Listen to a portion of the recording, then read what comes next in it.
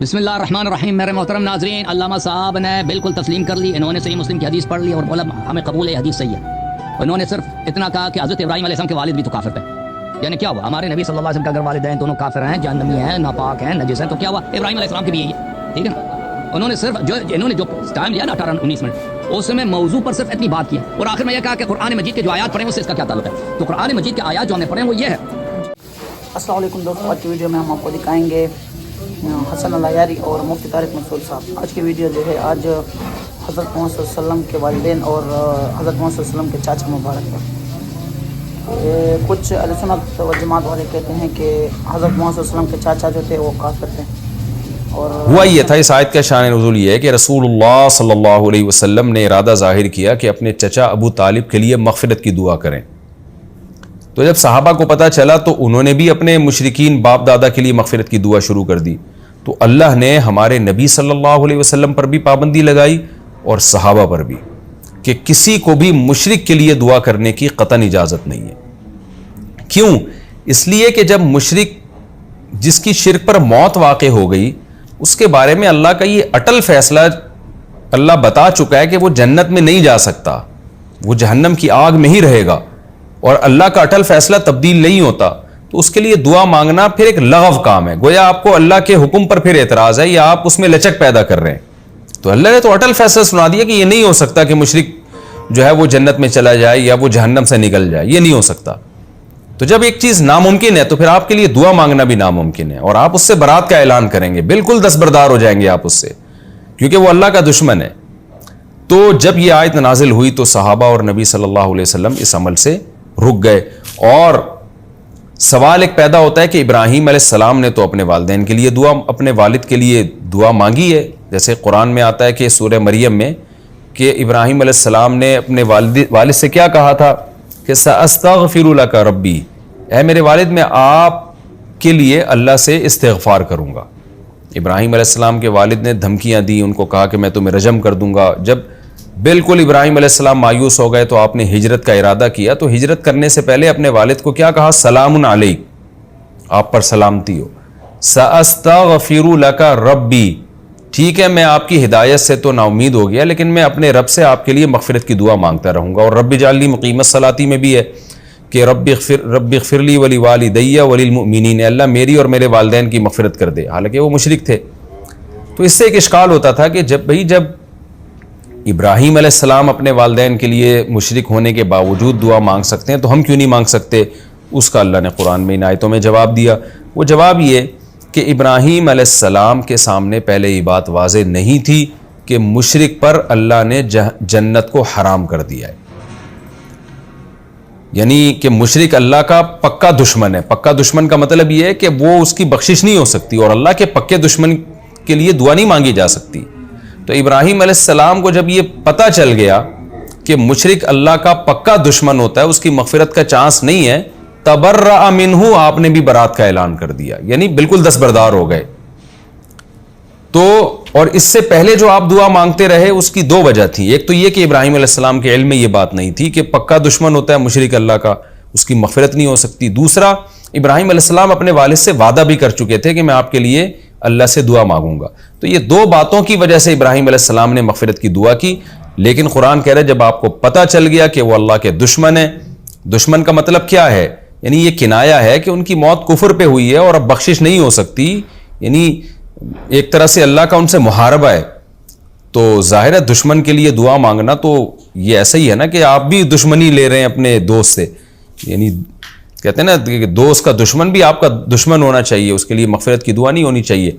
تو جب ابراہیم علیہ السلام کو یقین ہو گیا تو پھر ابراہیم علیہ السلام نے بھی دعا مانگنا چھوڑ دی. تو قرآن کہہ رہا ہے ما کان لنبی، نہیں ہے کسی نبی کی شان، والذین آمنوا، اور ان لوگوں کی شان کہ جو ایمان لائے، ان کے لائق ہی نہیں ہے. کیا لائق نہیں ہے؟ ان یستغفروا للمشرکین، کہ وہ مشرکین کے لیے استغفار کریں.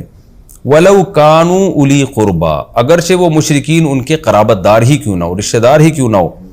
من بعد ما تبین لہم، بعد اس کے کہ ان مسلمانوں کے سامنے واضح ہو جائے، انہم اصحاب الجحیم، کہ یہ مشرک جہنم والے ہیں. جب واضح ہو گیا، آیتیں نازل ہو گئیں کہ یہ جہنم میں ہی جلیں گے، تو اب مومن یا پیغمبر کے لیے جائز نہیں ہے، لائق نہیں ہے ان کے کے لیے کہ وہ اس مشرک کے لیے دعا مانگے۔ حدیث میں آتا ہے رسول اللہ صلی اللہ علیہ وسلم نے فرمایا، صحیح مسلم کی حدیث ہے کہ میں نے اللہ سے دعا مانگی کہ مجھے اللہ سے اجازت چاہی کہ میں اپنی ماں کی قبر کی زیارت کروں اور ان کے لیے استغفار کروں، تو اللہ نے مجھے قبر کی زیارت کی تو اجازت دے دی، استغفار کی اجازت نہیں دی۔ تو بڑا سخت معاملہ ہے مشرک کا کہ اللہ سے پناہ مانگنی چاہیے اور اللہ کا شکر بھی ادا کرنا چاہیے کہ اللہ نے ہمیں بھی ایمان دیا اور ہمارے والدین کو بھی، کہ کم از کم ہم ان کے لیے دعا تو مانگ سکیں۔ باقی پھر یہ ایک الگ مسئلہ ہے کہ رسول اللہ صلی اللہ علیہ وسلم کے والدین کے بارے میں کہ وہ ان کی موت شرک پر تو ہوئی تھی، لیکن کیا بعد میں بھی وہ مشرک رہے؟ تو اس میں علماء کی بڑی بحثیں ہیں۔ بعض حضرات کی رائے یہ کہ اللہ نے ان کو دوبارہ حیات دی، پھر ان پر ایمان پیش کیا گیا، پھر وہ مسلمان ہوئے، پھر ان کو دوبارہ موت دی گئی، واللہ عالم۔ یہ موضوع ایسا ہے کہ اس میں علماء پڑھنے سے منع کرتے ہیں، لیکن بہرحال اتنی بات ضرور ہے کہ اللہ تعالیٰ نے پیغمبروں کو بھی اس کی اجازت نہیں دی کہ اگر کسی کے والد مشرک ہیں تو پیغمبر کے والد بھی مشرک ہوں گے، پیغمبر ان کے لیے بھی دعا نہیں کر سکتے۔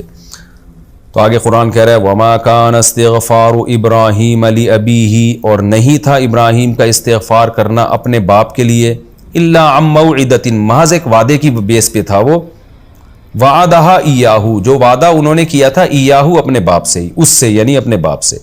فلما تبین لہ، لیکن جب ابراہیم کے سامنے واضح ہو گیا انہ عدو للہ، کہ ان کے والد اللہ کے دشمن ہیں، یہ کنایہ ہے، یعنی یہ بتانے کے لیے کہ وہ پکے جہنمی ہیں، پکے آگ میں جلنے والے ہیں، یہ مطلب ہے دشمن ہونے کا۔ تبرأ منہ، تو آپ بھی بری ہو گئے، کیونکہ اب آپ کو پتا تھا اب دعا مانگوں گا تو اللہ مجھ سے ناراض ہو جائے گا۔ ان ابراہیم، بے شک ابراہیم، لأواہ، بہت زیادہ نرم دل، حلیم، بردبار تھے۔ کیا مطلب؟ ان کے والد نے اتنا ستایا ابراہیم علیہ السلام کو، قتل کی دھمکیاں دیں اور رجم کی دھمکیاں دیں، اور سورہ مریم میں کیا آتا ہے، ابراہیم علیہ السلام پھر بھی بڑے احترام سے بات کرتے رہے، یا ابتی، اے میرے پیارے والد، اے میرے پیارے والد۔ اس پہ بھی جب ابراہیم علیہ السلام کا انداز پیارے والد، پیارے والد، اس طرح کر کے نصیحت کر رہے ہیں، اور باپ کی طرف سے الٹا رجم کی، پتھر سے مارنے کی دھمکیاں آ رہی ہیں، تو اس پہ بھی ابراہیم علیہ السلام کیا کہہ رہے ہیں، سأستغفر لک ربی، کہ میں اپنے رب سے آپ کے لیے توبہ استغفار کروں گا۔ تو اس پہ قرآن کہہ رہا ہے کہ ابراہیم نے جو اپنے باپ سے وعدہ کیا تھا نا کہ میں آپ پر سلامتی اور آپ کے لیے استغفار کروں گا، تو واقعی ابراہیم بڑے رحم دل تھے کہ اتنا سخت معاملہ باپ کا اولاد کے ساتھ ہو رہا ہے اور باپ 100% غلطی پر ہے، مگر پھر بھی وہ ان کے لیے توبہ استغفار کی کہ وعدے کر رہے ہیں، کوئی سختی سے جواب نہیں دے رہے۔ تو اس پہ قرآن ابراہیم علیہ السلام کی تعریف کر رہا ہے کہ واقعی ابراہیم بڑے بردبار یعنی برداشت والے اور بڑے نرم دل تھے، پھر بھی چاہ رہے تھے کہ میرے باپ کی کسی طرح مغفرت ہو جائے اور میرے باپ کی کسی طرح بخشش ہو جائے، لیکن بہرحال اللہ نے پابندی لگا دی تو باز آ گئے۔ وما كان الله ليضل قوما بعد إذ هداهم، اس آیت کا ایک شان نزول ہے، اس کے بعد اس کا مطلب سمجھ میں آئے گا۔ صحابہ کرام پر جب اللہ نے پابندی لگائی نا کہ آپ اپنے مشرک والدین کے لیے دعا نہیں کر سکتے، تو اب ظاہر ہے ان لوگوں میں تقویٰ تھا، اخلاص تھا، بہت سے حضرات ڈر گئے کہ ہم سے تو بڑا گناہ ہو گیا، ہم اپنے ماں باپ کے لیے دعا کرتے رہے ہیں، رشتہ داروں کے لیے جو مشرک تھے ان کے لیے دعا کرتے رہے، شرک پر جن کی موت ہو گئی۔ اور آپ کو پتہ ہے گناہ کرنے سے انسان کے دل میں گمراہی پیدا ہوتی ہے، وہ اور زیادہ گناہوں کی طرف مائل ہوتا ہے۔ تو بعض صحابہ کو یہ خیال آیا کہ ہم نے جو یہ غلط کام کیا تو اس سے کہیں ہمارے دل میں سیاہی پیدا نہ ہو جائے اور ہم مزید گمراہی کی طرف نہ چلے جائیں۔ بار بار قرآن میں آتا ہے نا ختم اللہ علی قلوبہم، اللہ دلوں پہ مہر لگا دیتا ہے، اللہ اور گمراہ کر دیتا ہے ایسے لوگوں کو۔ تو وہ ڈر گئے کہ ہم سے گناہ ہوا ہے تو ہم میں مزید گمراہی نہ ہو جائے۔ اس پہ قرآن نے تسلی دی کہ اللہ جب کسی قوم کو ہدایت دیتا ہے تو اس کے بعد اللہ خود سے ان کو گمراہ نہیں کرتا جب تک کہ ان کو بچنے کی چیزیں خود بتا نہ دے۔ تو یہ جو بچنے کی چیز ہے کہ ماں باپ مشرک ہوں ان کے لیے دعا نہیں کر سکتے، یہ دعا جو ہے اس سے بچانے کا حکم دیا نا، یتقون کا مطلب جو جن چیزوں سے انہیں بچنا ہے، تو اس کا تو اللہ نے تمہیں پہلے بتایا ہی نہیں تھا، تو جب بتایا نہیں تھا تو یہ گناہ بھی نہیں ہے، جب یہ گناہ نہیں ہے تو تم نے کر لیا تو اس کے کرنے سے اللہ تمہیں گمراہ نہیں کرے گا۔ یہ مفہوم ہے اس آیت کا کہ اللہ ظالم تھوڑی ہے۔ تو جب اللہ نے تمہیں بتا دیا کہ یہ حرام ہے، اب اگر کرو گے تو تمہارے دل میں کدورت اور ظلمت پیدا ہوگی، گمراہی کی طرف جاؤ گے۔ جب تک بتایا نہیں ہے تو اس وقت اگر تم نے یہ کام کیا تو اس کی وجہ سے اللہ تمہیں گمراہ نہیں کرے گا۔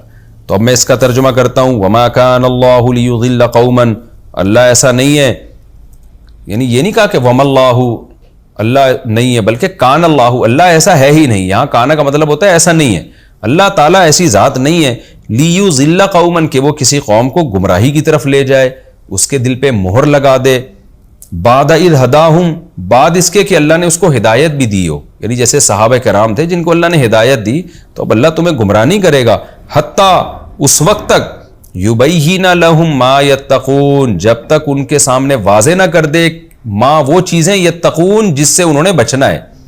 تو جب تک